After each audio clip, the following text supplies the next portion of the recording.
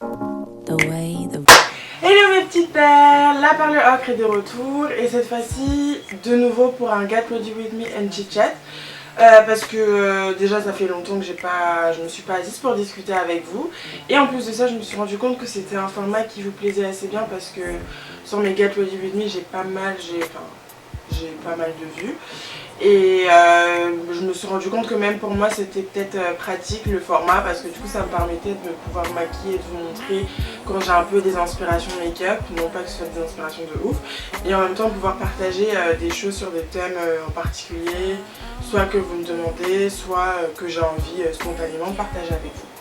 Du coup dans le cadre de cette Saint-Valentin, je me suis dit qu'au lieu de faire un lookbook ou un tuto make-up simple, j'allais aller plus en profondeur et m'ouvrir un peu à vous. Donc je vais parler durant ce petit chat en fait d'un thème, d'un sujet en fait qui me touche directement. C'est très rarement que je fais ça, parler de sujets qui me touchent en fait aussi directement. Mais je me permets d'en parler parce que voilà, ça va faire un bon moment maintenant et que je peux considérer que je suis entre guillemets en quelque sorte guérie. C'est quelque chose qui est, comme vous pouvez le voir dans le titre, indirectement en rapport avec la Saint-Valentin, donc c'est ma rupture en fait.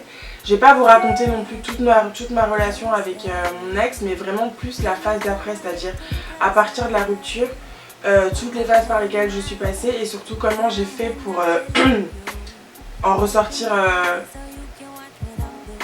pas intacte, mais en ressortir en fait, en m'en relever en fait et en m'en ressortir plus forte. Vraiment tous les stades par lesquels je suis passée et ce qui m'a permis en fait d'être aujourd'hui au stade où j'en suis, c'est-à-dire d'avoir entre guillemets tourné la page et d'être meilleure et d'avoir accepté la décision, enfin etc. Donc je vais vraiment partager tout ça avec vous tout en me maquillant. Cependant je ne vais pas tout au long du maquillage, je ne vais pas vous donner tous les noms des produits, je vais tout mettre en fait, toute la liste des produits dans la description box, dans la barre d'infos, avec les liens pour ceux que je trouverai.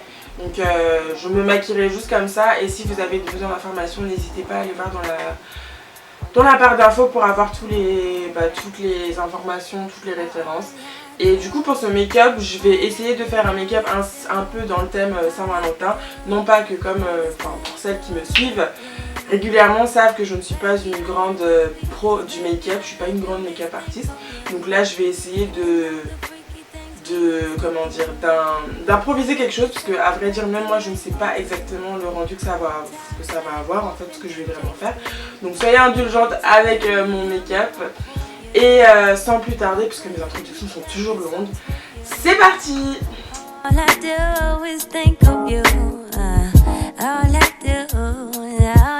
Alors pour commencer, bon, déjà je m'hydrate les lèvres parce que j'ai beaucoup parlé et pour qu'elles restent entre guillemets hydratées pendant tout mon chit chat. Donc pour en venir, on va pas passer par 10 000, 4000 chemins, hein. Pour en venir au sujet principal, alors ma rupture.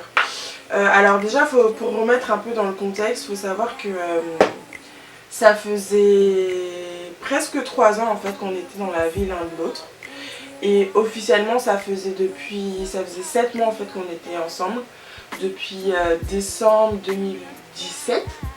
C'est-à-dire que officieusement on était dans la vie de chacun depuis près de 2 ans avant de décider de finalement se mettre en couple. Parce que pourquoi on s'est pas mis en couple, c'est parce que il se disait pas prêt. Et en fait j'aurais dû le croire dès le départ, mais j'ai voulu forcer, j'ai persévéré et au final ma persévérance a fini par payer. Donc on a fini par se mettre ensemble officiellement en décembre 2017. Et tout allait bien, vraiment tout allait bien. D'ailleurs c'est à cette période là que si vous avez pu le remarquer, en tout cas sur Instagram et tout ça, dans mes stories et tout, qu'il a commencé à apparaître, que j'ai commencé à le mettre dans mon feed en fait. Il est d'ailleurs encore dans mon feed parce que enfin, voilà, c'est une période de ma vie et que j'ai pas envie de tout supprimer comme ça et que j'assume en fait. Et donc vraiment tout allait bien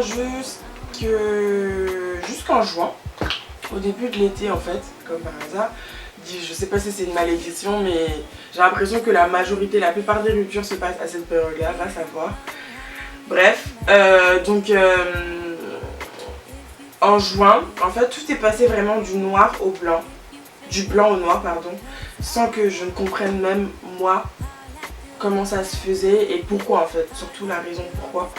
Et je vous avoue que jusqu'à maintenant, je comprends pas forcément vraiment à quel moment ça a brillé, qu'est-ce qui a fait qu'on en est arrivé à ce point-là, etc. Mais voilà, justement, c'est ça qui a rendu en fait ma phase d'acceptation vraiment très longue et très difficile. Parce qu'il faut savoir que pendant toute notre relation, en fait, on était vraiment très fusionnels. C'est-à-dire que ma vie tournait vachement autour de la sienne et vice versa. Ses potes étaient devenus mes potes et on était vraiment tout le temps ensemble. On était très fusionnels. On s'entendait vraiment bien, il y avait vraiment un bon feeling. C'est-à-dire qu'au-delà d'être juste mon copain, en fait, mon petit ami, c'était vraiment mon ami. On avait les mêmes délires, on se comprenait, même sans se parler. Voilà, il y avait vraiment une fusion, une passion. Et comme ma mère dit, ce genre de relations, souvent, c'est des relations qui sont les plus toxiques parce que on prend pas de recul sur les choses et on vit trop les choses passionnément et trop fusionnellement. Et du coup, on prend pas beaucoup de recul et je pense que c'est l'erreur que j'ai faite en fait. Et qui m'est, entre guillemets, ça a été le revers de la médaille, ça m'est revenu en pleine figure. Mais bon, j'en ai appris beaucoup et voilà. Donc vraiment, en fait, de décembre à avril, mai, tout s'est vraiment bien passé et il y a un revirement de situation. Ça a commencé à se dégrader, on se disputait, il y a une période où on se disputait beaucoup, on se parlait plus trop. Et au bout d'un moment, j'ai finalement craqué parce que ça me saoulait et on va dire que c'est moi qui ai initié la rupture, mais c'était plus une initiation de la rupture pour me dire ok, j'en ai marre. Si tu tiens vraiment à moi, tu vas faire en sorte de changer les choses et on va pouvoir avancer, enfin aller de l'avant. Et au final, ça n'a pas vraiment eu l'effet que je voulais, ça a un peu eu l'effet inverse parce que quelques jours après, il est venu. On s'est assis, on a discuté et il m'a entre guillemets annoncé que il n'y arrivait pas, que c'était beaucoup trop dur pour lui et que voilà, en fait, qu'il n'y arrivait pas et que ça avait rien à voir avec moi, que j'avais été parfaite sur toute la ligne et qu'il avait besoin de se recentrer sur lui, qu'il se rendait compte que voilà, il n'était pas en phase avec lui-même. Bref, je vais pas déblatérer toute notre discussion, mais en gros voilà, qu'il n'y arrivait pas et voilà. Donc je l'avais senti un peu venir, mais de le réaliser en fait, ça a été vraiment une claque en pleine figure. Donc c'est là que la phase de déni a commencé parce que je ne voulais pas accepter la décision en fait. Ça a été dur pour moi de me dire ok, c'est fini. Et justement le fait que, franchement la première pensée que j'ai eue, je vais pas vous mentir, c'est tout simplement en fait je vais pas y arriver, je vais pas arriver à vivre sans lui parce que il s'était tellement ancré dans ma vie en fait que pour moi c'était, enfin j'arrivais pas à imaginer en fait ma vie sans lui. Ça faisait presque 3 ans qu'il était dans ma vie. Faut se dire la vérité, 3 ans c'est vraiment pas rien, en 3 ans il peut se passer tellement de choses et il m'avait vraiment vu grandir à tous les niveaux et tout et moi aussi je l'avais accompagné et tout, donc vraiment les premières pensées que j'ai eues c'est vraiment genre je vais pas y arriver, je vais pas arriver à vivre sans lui, à quoi va ressembler, vraiment la crainte de me dire à quoi va ressembler ma vie sans lui, etc. C'était vraiment, j'ai vraiment flippé quoi. Et donc ça a été vraiment ça le plus dur en fait. Donc, et il faut savoir aussi que voilà, comme je disais, vu qu'on s'est rencontrés en soirée, forcément on s'est recroisés direct après, je crois que genre 3 jours après notre rupture, je l'ai recroisé en soirée. Vu que ses potes étaient mes potes, je traînais avec ses potes, mais je pouvais pas lui parler à lui. Donc c'était vraiment déchirant en fait de me dire je le vois, il est à côté de moi mais on peut pas s'adresser la parole. Je dois me faire violence et pas céder à la tentation en fait de revenir, de retomber dans mes travers, etc. Et de surtout tenir en fait, parce que accepter le fait que c'était fini et passer à autre chose quoi. Ça a vraiment été ça le plus dur. Et au début, comme je vous disais, vraiment je voulais pas accepter ça. Et ma mère me disait depuis le début, si tu veux pouvoir facilement passer à autre chose, il faut que tu fuis. C'est horrible à dire, c'est triste, mais il va falloir que tu fuis, il va falloir que tu arrêtes d'aller dans ce genre de soirée où tu sais que tu vas le rencontrer. Il va falloir que tu entre guillemets, coupes les ponts avec toutes les personnes que tu sais que vous avez en commun et qui peuvent, avec lesquelles tu peux être amené à le rencontrer, etc. Sauf que moi, j'étais pas encore dans cette phase d'acceptation là. Je me disais non, pourquoi ça devrait être à moi de mettre ma vie en pause pour lui, etc. Enfin, je voulais pas l'accepter et quelque part ça me faisait aussi du bien, même si on se parlait pas, de me dire j'avais quand même un contact, même si c'était indirect avec lui, au travers des potes, au travers de... On avait une pote en commun qui, voilà, il lui parlait souvent, donc elle aussi elle m'en parlait, donc je savais un peu ce qu'il pouvait ressentir et tout, et rien que ça en fait ça me faisait du bien en fait de me dire qu'indirectement j'étais toujours en contact avec lui, j'avais toujours un lien avec lui. Donc j'ai vraiment pris beaucoup de temps à accepter le fait que c'est ce que je devais faire en fait. Je devais vraiment le supprimer de ma vie, aussi horrible que ce soit. Et c'était vraiment ce sentiment là du jour au lendemain de me dire ok, je dois tout supprimer, le supprimer des réseaux sociaux, arrêter de sortir, etc. Donc cette phase a vraiment été très difficile pendant 2 mois, ça a été très dur. Et le truc dans tout ça, ce qui était vraiment aussi dur, c'est que ma vie devait continuer en fait. C'était vraiment ça, de me dire je devais continuer à vivre ma vie. J'avais juste qu'une envie, c'était que ma vie s'arrête, mais elle devait continuer. Je devais continuer à aller au travail, je devais continuer tout ce qui était le blog, Instagram, la chaîne YouTube, etc. Et puis voilà, c'était l'été, j'avais quand même envie de vivre ma vie, j'avais pas envie non plus de mettre ma vie sur pause, etc. Donc c'était vraiment ce dilemme-là, pour vous dire à quel point j'étais vraiment mal. Il y a des fois où voilà, ça m'est arrivé de craquer au boulot parce que j'y pensais constamment, je faisais des cauchemars, j'étais vraiment très mal. Plusieurs fois au boulot, ça m'est arrivé de craquer, par exemple en pleine réunion, je pleurais, ou alors en pleine pause déj et tout, je me levais, vraiment bouleversée, aller aux toilettes, etc. Et rien que quand quelqu'un venait me demander ça va, t'es sûr que ça va et tout, là c'était l'avalanche de larmes. Donc ça a vraiment pris du temps, j'ai vraiment pris du temps avant de pouvoir accepter la décision en fait. Et la phase d'acceptation a vraiment commencé, non, je mens. Parce que du coup voilà, pendant 2 mois ça a été ça, on était chacun de notre côté, j'avais pas vraiment, on se suivait toujours sur les réseaux sociaux, il regardait mes stories, je regardais les siennes, etc. Et c'était d'autant plus dur, donc jusqu'au moment où en fait j'ai eu une illumination, je sais pas, où je me suis dit en fait, c'est censé être une décision qui est censée être la meilleure des décisions pour lui et moi. Voilà, parce qu'on en était à un point où ça n'allait plus. Mais au final, non en fait, parce que je souffre, il souffre aussi, on souffre chacun de notre côté. Donc, est-ce que le fait qu'on ressente ça chacun, est-ce que c'est vraiment... Enfin, ça peut pas, c'est pas possible que ce soit la meilleure décision pour tous les deux si au final on souffre tous les deux, mais chacun de son côté, genre... c'est pas possible en fait que ce soit la meilleure décision pour nous. Donc j'ai vraiment eu... ça m'est vraiment venu comme ça. Et en fait j'ai craqué, je lui ai refait signe. Et une fois on s'est assis, on a parlé.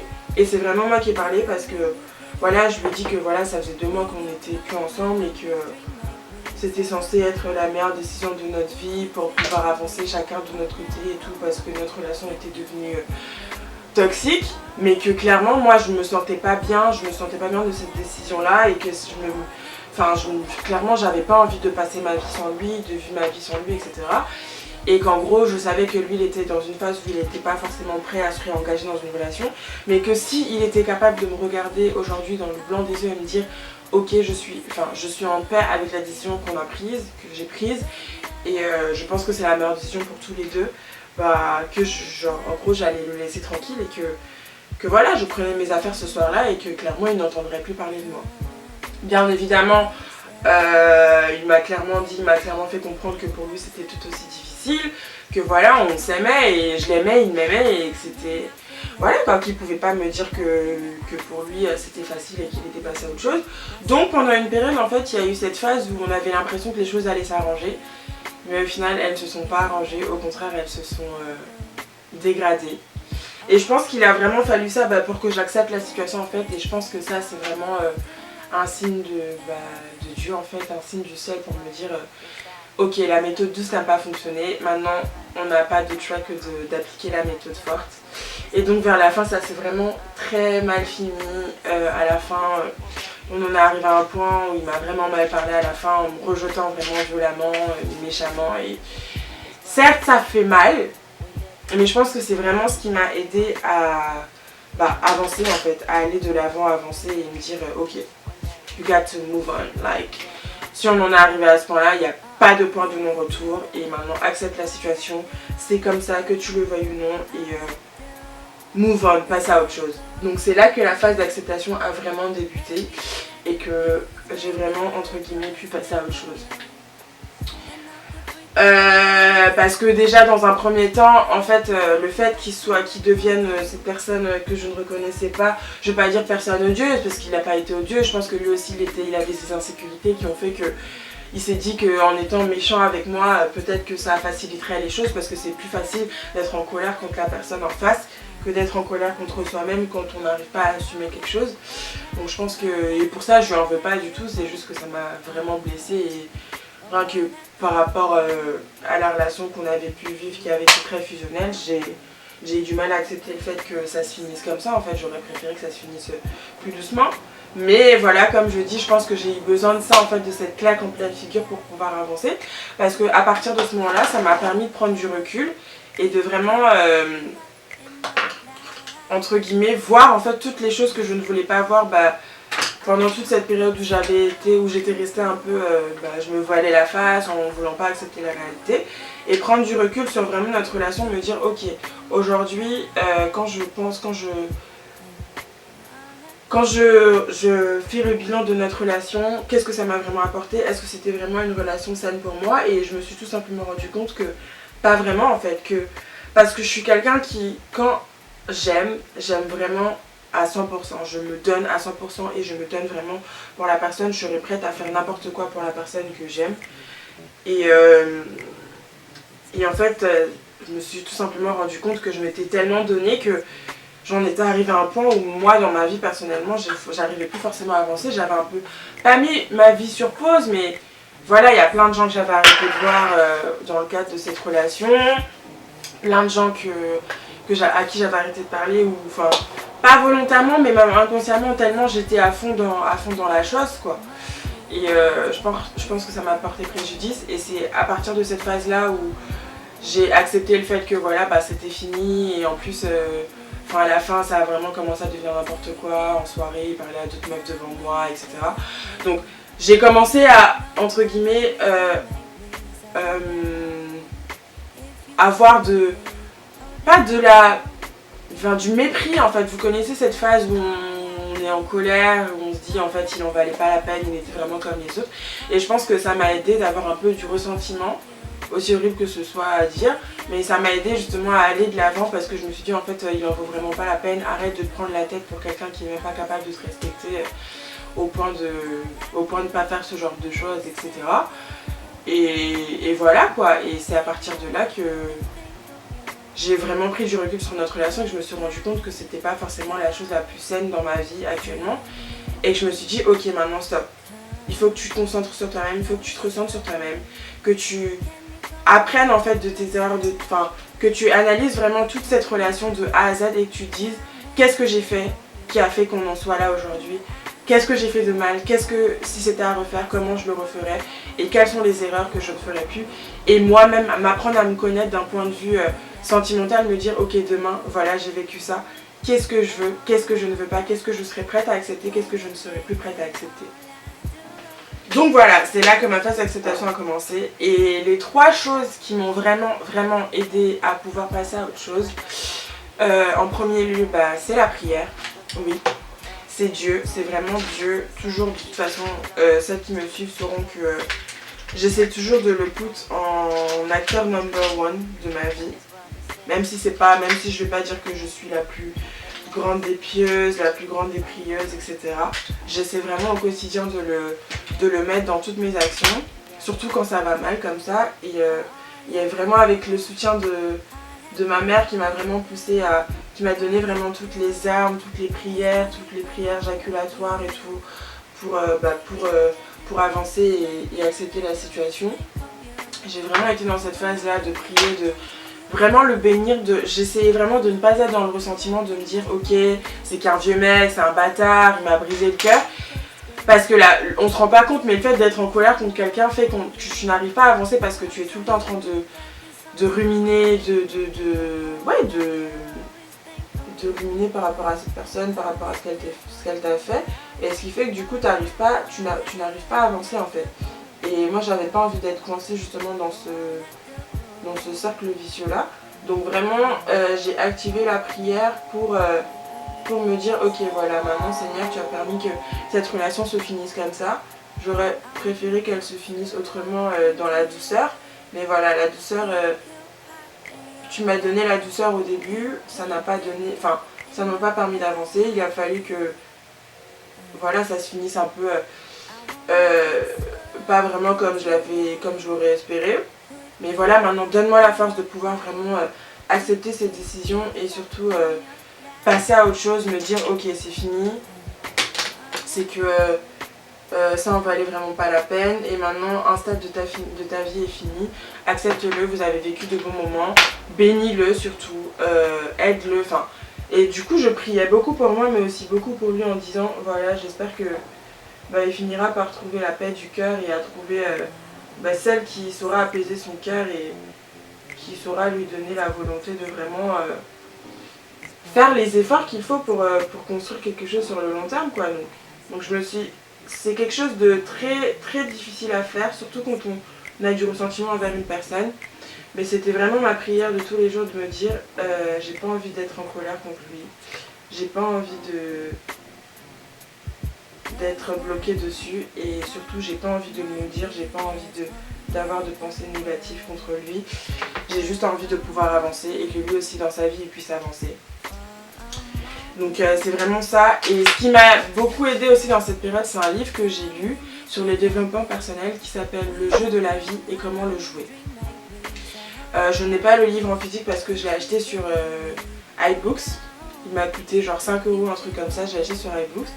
Et je le lisais en fait tous les matins dans le métro, etc. Je lisais un passage. En plus, ce qui est bien avec iBooks, je fais pas la pub, c'est pas sponsorisé du tout. C'est juste que vous pouvez sauvegarder des passages, surligner des passages comme dans un vrai livre en fait, mais en version, digitale, version électronique.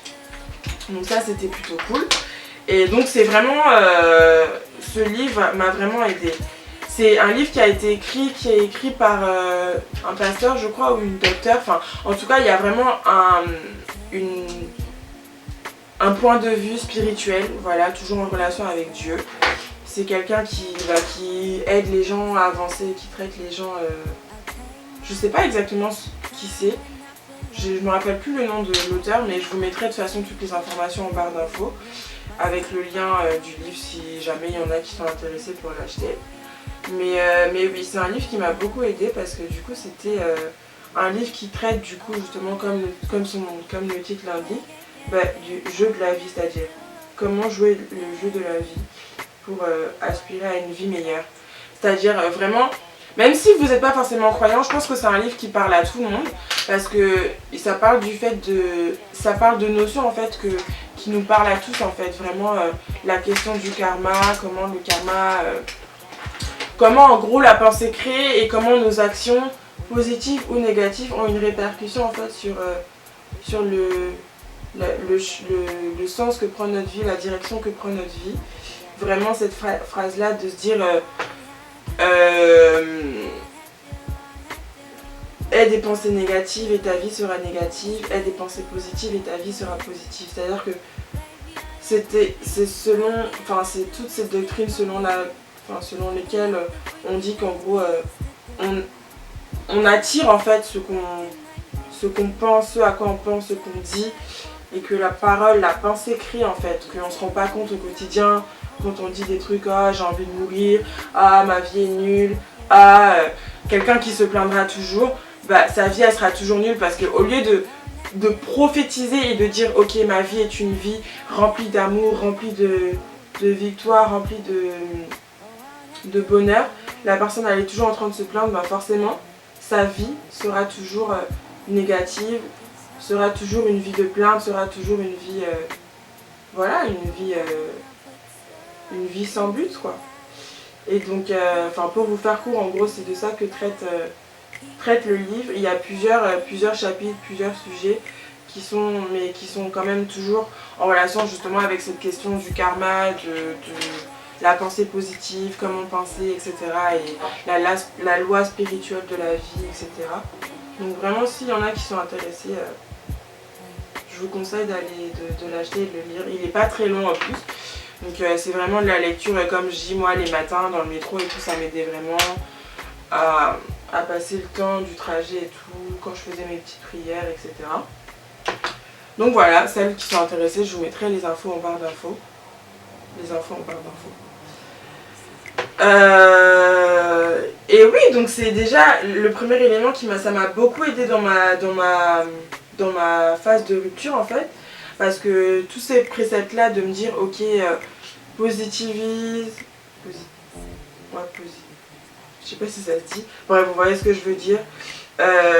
Vraiment voir le bon côté des choses, maintenant ça va te permettre ça m'a permis de vraiment être optimiste en fait, d'optimiser, de pas forcément voir le mauvais côté des choses et surtout de me dire, d'accepter la situation en fait avec toute la positivité que je pouvais... avec laquelle je pouvais accepter la situation.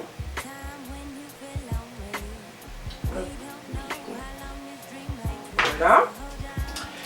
Et voilà, donc ça c'est la première chose qui m'a vraiment aidée dans tout mon cheminement de guérison. Et donc je me suis vraiment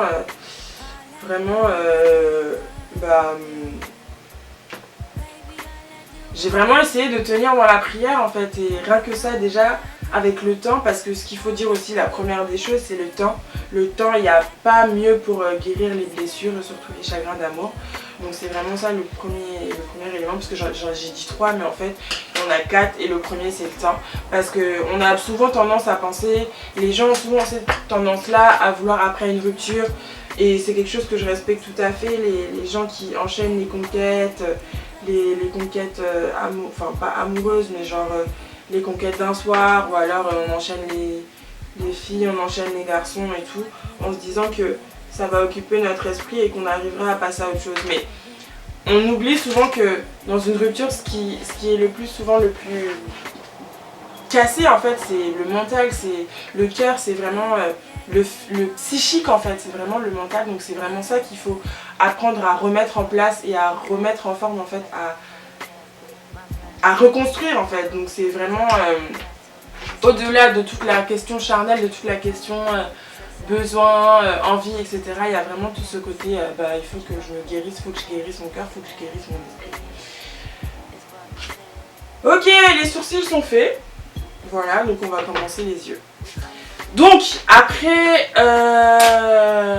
toute cette phase d'acceptation par rapport à Dieu, quelque chose qui m'a aussi beaucoup aidée, c'est ma famille et mes amis. Vraiment ça, c'est une bénédiction vraiment d'avoir une famille et des amis qui sont là pour nous soutenir au quotidien. Surtout dans des moments aussi compliqués, aussi difficiles. Voilà, ma mère n'a plus que jamais été là pour moi. Elle a vraiment été là à mon écoute pour me donner des conseils, pour m'aider à aller de l'avant, faire en sorte que pouvoir penser à autre chose, me changer les idées, mes soeurs qui étaient là aussi pour me changer les idées, mes amis, en plus c'était l'été, donc comment vous dire que voilà, mes amis ont été plus que jamais là pour m'aider à sortir de ce gouffre là, de ne pas tout faire en fait pour m'aider à ne pas passer mon temps à penser à ça, à penser à la rupture, à m'apitoyer sur mon sort et vraiment en ressortir intact entre guillemets. Et ouais, ça a vraiment été une bénédiction pour moi d'avoir une famille et des amis aussi présents en fait dans ma vie, qui ont vraiment tout fait pour m'aider, pour m'aider à avancer et pour m'aider à penser à autre chose dans les moments où ça allait pas, où je craquais. Je savais que la première personne que je contactais c'était ma mère, mes soeurs. Très peu de gens étaient vraiment au courant de comment je me sentais en fait. C'était vraiment les gens qui étaient dans mon quotidien, bien évidemment mes collègues de travail dont j'étais très proche parce que eux ce sont les premiers aux premières loges. Et voilà, le secret aussi ça a été de pas justement déblatérer, de pas exposer ma vie sentimentale, le fait que ça aille pas bien. Donc raison pour laquelle même sur mes réseaux, j'ai mis du temps en fait avant de vous annoncer la nouvelle en fait, et c'est vraiment parce que bah vous posiez la question, vous aviez commencé à vous poser la question sur le fait que est-ce que j'étais célibataire, est-ce que je ne montrais plus, etc. Et c'est vraiment quand je me suis sentie prête en fait à l'annoncer que je l'ai fait. Parce qu'avant de pouvoir l'annoncer, il fallait que je l'accepte. Et c'est seulement quand je me suis sentie prête à l'accepter et que j'étais prête à accepter la situation que que j'en ai parlé en fait ouvertement. Et voilà, ça aussi c'est un des secrets, c'est vraiment genre discrétion et garder son intimité. On se rend pas compte mais l'intimité, avoir une intimité c'est vraiment quelque chose de très primordial, surtout pour le bien-être de l'esprit, etc. Donc, et c'est un truc que ma mère m'a toujours dit, même dans une relation amoureuse, c'est votre relation, pas celle des autres. Vraiment, il faut garder le cercle de gens qui vivent la chose avec vous, vraiment très fermé, parce que plus il y aura des gens qui sont au courant, plus chacun voudra mettre son nez dans l'histoire et donner son avis, etc. Et là alors c'est la catastrophe, là c'est l'appel à perte, hein, clairement je peux vous le dire. Donc c'est toujours ce que j'ai essayé de faire dans toutes mes relations et que j'essaierai de faire même dans mes relations futures. Donc voilà, la deuxième chose qui m'a aidée, c'est vraiment voilà, ma famille, mes amis, le fait d'avoir des gens avec qui passer du temps, pouvoir parler d'autres choses, parce que c'est vrai que quand je me retrouvais seule chez moi le soir, c'était pas facile. C'est pour ça qu'il y a une période où je sortais beaucoup, parce que de me retrouver avec moi-même c'était vraiment horrible de me dire quand j'étais toute seule, surtout que voilà, comme j'ai dit, on a passé beaucoup de temps ensemble, donc beaucoup de choses chez moi me rappelaient des périodes, des moments qu'on avait pu passer ensemble, etc. etc. Donc c'était vraiment dur en fait, c'était limite devenu dur de même vivre chez moi en fait, tout simplement. Ouah, j'ai débordé. Voilà. Parler, se maquiller en même temps, là j'ai débordé. Excusez-moi. Donc ouais, c'était limite devenu dur de vivre dans mon propre appartement, parce que tout dans mon appartement en fait me rappelait notre histoire et tout. Donc c'était vraiment un combat en fait, ça a vraiment été un combat de, entre guillemets, le supprimer. Ah oui, et ce que j'ai oublié de dire aussi, c'est que une fois que en fait ma phase d'acceptation est passée, je l'ai vraiment bloqué, supprimé de partout de mes réseaux sociaux et tout. J'ai fini par me faire violence en fait, j'ai arrêté de sortir dans les soirées où je savais qu'il allait être là, j'ai arrêté j'ai pris mes distances avec les personnes que je savais qui étaient en contact avec lui et qui pouvaient faire que je pouvais être en contact indirectement avec lui. Donc voilà, aussi dur que ça a été, j'ai finalement réussi à le faire. Et la dernière chose qui m'a aidée dans mon stade de guérison, je vous le confie parce que j'ai pas à le cacher, que on va pas se mentir, c'est quelque chose qui nous aide tous quand on a l'occasion de le faire, et c'est quelque chose qu'on dit souvent et que au final c'est pas si anecdotique que ça. J'ai rencontré quelqu'un c'était là vers la fin de l'été, c'était vers août-septembre. J'ai rencontré quelqu'un justement dans ces nouvelles soirées où j'allais souvent et tout. Et même si en fait il s'est vraiment rien passé, parce qu'aujourd'hui cette personne là elle est sortie de ma vie et voilà, les événements ont fait qu'au final rien ne s'est concrétisé, enfin les choses ne se sont pas concrétisées, rien ne s'est concrétisé. Rien que le fait en fait d'avoir quelqu'un à qui parler quotidiennement, avec qui échanger, avec qui pouvoir tout simplement échanger, avoir des choses, apprendre à toute cette phase là, parce que faut dire la vérité, toute cette phase là de découverte, c'est la meilleure phase où voilà, on apprend à se découvrir, on se cherche un peu, on joue un peu avec l'autre et tout. Et même si, comme je disais, même s'il n'y a pas vraiment eu de choses concrètes, même si on n'a pas concrétisé, même si aujourd'hui c'est pas devenu mon petit ami et même d'un point de vue physique, il n'y a rien eu. Vraiment, rien que le fait d'avoir quelqu'un à qui parler, c'est pour ça que je soulignais plutôt le fait de se dire c'est vraiment le mental et le psychique avant tout en fait, le bien-être, comment on se sent dans notre peau. Rien que ce sentiment-là d'avoir quelqu'un avec qui parler au quotidien, avec qui échanger et qui nous fait en fait, entre guillemets, penser à autre chose, ça m'a vraiment fait du bien quoi. Je vais pas vous mentir, ça m'a fait du bien. Donc même si cette personne aujourd'hui, bon, au final ça s'est pas forcément très bien fini parce que la vie a fait que bah au final c'était pas quelqu'un pour moi, etc. Et que chacun nos routes, chacun a tracé sa route quoi. Je bénis vraiment le Seigneur d'avoir mis cette personne sur ma route, même si c'était parce que ça a quand même duré 2-3 mois. Le temps de vraiment, je vais pas vous mentir, ça m'a vraiment aidé parce que ça m'a vraiment permis de penser à autre chose et d'avoir d'autres motivations parce que bien évidemment cette personne me plaisait de base, donc je voulais vraiment concrétiser, même si au final ça s'est pas fait. Donc ça m'a permis en fait d'avoir l'esprit occupé et de penser à autre chose en fait, de plus penser à ma rupture, de plus penser à mon ex, de plus penser à... Voilà, donc c'est la dernière chose qui m'a vraiment aidée. Donc je vais pas dire, le conseil que je vais pas te donner, ouais en gros si vous avez une rupture, trouvez-vous un autre mec pansement. Surtout que je voulais pas en fait que ce soit un mec pansement et justement c'est ça qui a fait que c'était encore plus sincère. C'est que je voulais pas que ce soit un mec pansement parce que je l'appréciais vraiment pour qui il était en fait et j'avais pas juste en fait pour quelqu'un avec qui je pouvais échanger et c'est la raison pour laquelle d'ailleurs on voulait tous les deux prendre notre temps parce qu'on s'appréciait vraiment. Bon, finalement la vie a fait que les choses ne sont pas vraiment passées comme prévu, mais voilà, ça m'a vraiment fait du bien d'avoir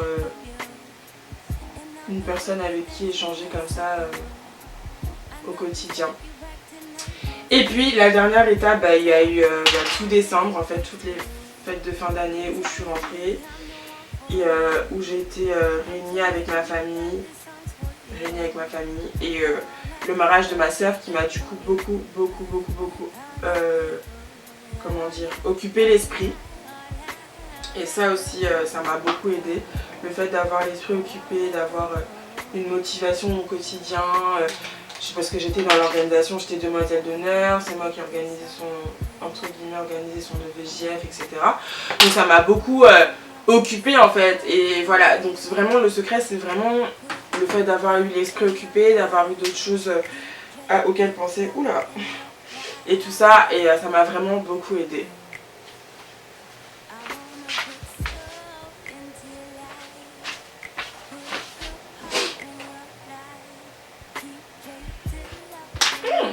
On dirait que ce make-up commence à ressembler à quelque chose. Hein. Thank God for that. Donc voilà, un peu. Et ça a pris quand même juin, juillet, août, septembre, octobre, novembre. C'est vraiment à partir de décembre que ça a commencé à aller vraiment mieux. Et alors là, quand je suis rentrée au Bénin, le fait de revoir ma famille, de revoir mes cousines, etc. Alors là, ça a été le bonheur. Ça m'a vraiment fait du bien. Et aujourd'hui, je peux vraiment dire que je suis guérie. Et je pense que ce que j'ai pu ressortir, ce qui a pu ressortir vraiment de tout ça, ce que je peux dire que j'ai appris aujourd'hui, parce que du coup, comme je vous disais, j'ai vraiment pris du recul par rapport à cette relation. C'est le fait aussi de me dire ok, maintenant je sais ce que je veux, ce que je suis prête à accepter, ce que je suis prête à ne pas accepter demain dans une relation future. Et aujourd'hui, au stade où j'en suis, je sais ce que je veux. Je sais que voilà, je vais avoir 24 ans, j'ai plus envie d'être dans des amourettes, dans des trucs banco, bancal, je sais pas comment on dit. Et je sais que la prochaine personne avec qui je me poserai vraiment en me disant lui c'est mon copain, gars, ça doit être mon mari. Blague à part, j'ai fini avec les trucs banco là, donc je pense que la prochaine fois que je me poserai vraiment avec quelqu'un, c'est que je serai sûre que cette personne-là, genre, je me projette vraiment avec elle. Et parce que un truc que mon grand-père avait l'habitude de dire, et que maintenant je vais essayer d'appliquer quotidiennement, c'est que une relation amoureuse, c'est fait de 70% d'intelligence et de 30% de sentiment. C'est-à-dire que le sentiment, c'est tout ce qui relève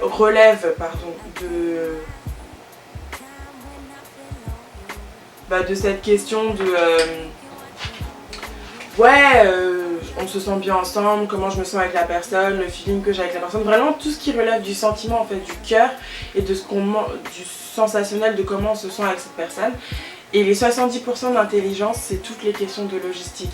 Est-ce que je me projette avec cette personne dans le contexte? Est-ce que cette personne est vraiment faite pour moi? Est-ce que j'arrive à voir un futur avec cette personne, etc., etc.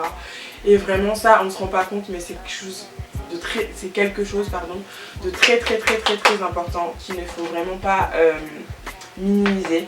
Parce que souvent, en tout cas moi personnellement, je sais que j'ai tendance à me lancer dans des relations juste parce que je me suis basée sur le feeling, ok, je m'entendais bien avec cette personne, sans vraiment penser à tout ce qu'il y avait derrière, la logistique, le fait que la personne n'habite pas forcément dans la même ville que moi, dans le même pays que moi, est-ce que la personne a les mêmes projets que moi, on vient pas du même monde, est-ce que, voilà, moi j'ai des projets pour ma vie, la personne elle n'a pas forcément les mêmes projets. Et vous me direz, oui, certes, l'amour c'est quelque chose qu'on ne prévoit pas forcément, et voilà, avec le temps, les choses peuvent changer. Ouais, je suis d'accord, mais quand même, il faut déjà, en débutant, on se lance pas peut-être la première dans quelque chose dont on n'est pas sûr, parce que forcément, au bout d'un moment, il y a un moment où il va falloir se poser les vraies questions, et quand ce moment-là va arriver, haha, mon cher, on va se regarder tous les deux. Donc voilà, maintenant je vais vraiment essayer de vivre selon ce principe-là, de se dire 30% de sentiments, 70% d'intelligence. Mon grand-père il disait, au max de la Maxence, on ne dépasse pas 65-35. Mais là c'est vraiment genre le maximum. Donc je pense que l'erreur que j'ai faite dans toutes mes précédentes relations, et du coup dans celle-là aussi, c'est justement le fait d'avoir trop laissé place aux sentiments et de ne pas avoir laissé place de ne pas avoir pris du recul, de m'être trop lancée dedans trop rapidement, et du coup bon, désolée les filles, j'ai un petit problème de caméra. En fait ma batterie était déchargée, du coup le temps que je me rende compte et tout, il y a une petite partie qui s'est coupée. Donc en gros là, après avoir mis, ce que j'ai fait, c'est que j'ai rajouté de l'enlumineur dans le creux de mes yeux, comme vous avez pu le voir, je crois que c'est le dernier plan que vous aviez vu.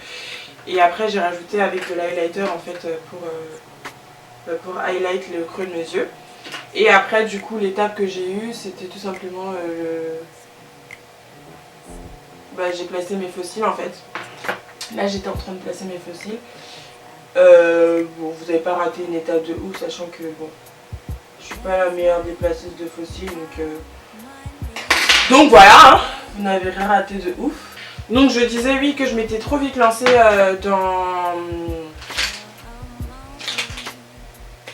dans la relation, et que pour la prochaine fois, je pense que ce que j'éviterai de faire justement, c'est de me lancer trop vite dans une relation.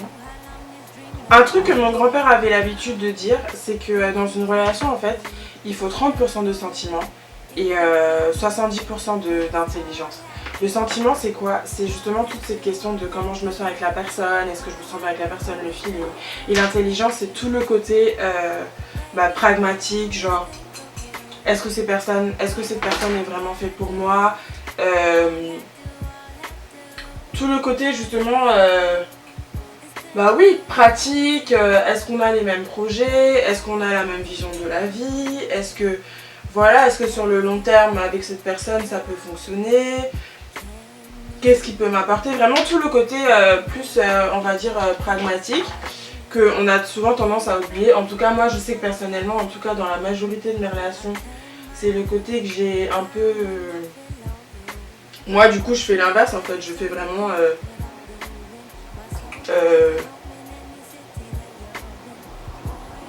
30% de pragmatique et 70% de sentiment. Et mon grand-père il disait que Voilà, vraiment, il faut pas... Dans une relation, en fait, ce qui compte le plus, c'est pas forcément que la façon dont on se sent avec la personne. Et je pense que beaucoup de gens comme moi, enfin, je sais pas, hein, moi j'assume, n'hésitez pas à me dire vous en commentaire comment vous vivez vos relations, etc. Moi je veux tous avoir cette discussion, même si on n'est pas forcément en live. Je veux savoir, n'hésitez pas à me laisser vos commentaires, vous, comment vous vivez vos ruptures, comment votre vision des choses, etc. Et oui, moi je sais que l'erreur que j'ai souvent faite dans mes relations, c'est de mettre trop souvent le côté sentiment, etc. avant l'intelligence. Et même quand il y avait des situations où je sentais d'avance que c'était perdu parce que soit on n'avait pas le même projet, on n'a pas la même vision de la vie, etc. Je me suis quand même lancée dedans et au final c'est moi qui en ai payé les pots cassés, quoi.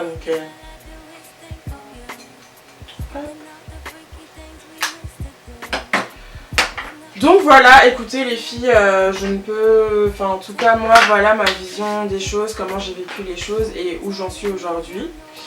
Alors du coup on va faire le dernier détail, c'est la bouche. Où j'en suis aujourd'hui personnellement.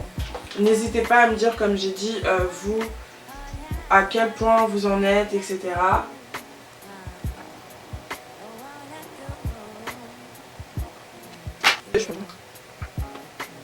Donc là j'ai fait un dégradé, hein. Rose au milieu, rouge autour, je sais pas si vous voyez. Ok, et la touche finale, le highlight.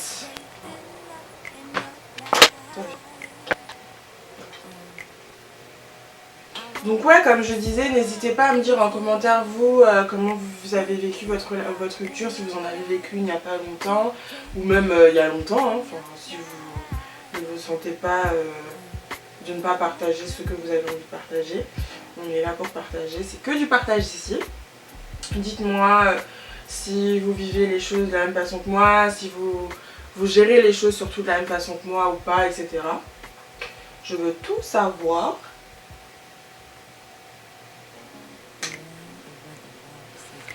Hop, on fixe tout ça.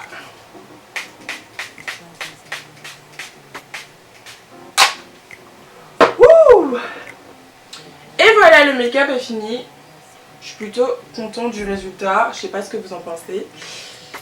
On va enlever ça quand même, hein, parce que bon, c'est mieux sans. Hop.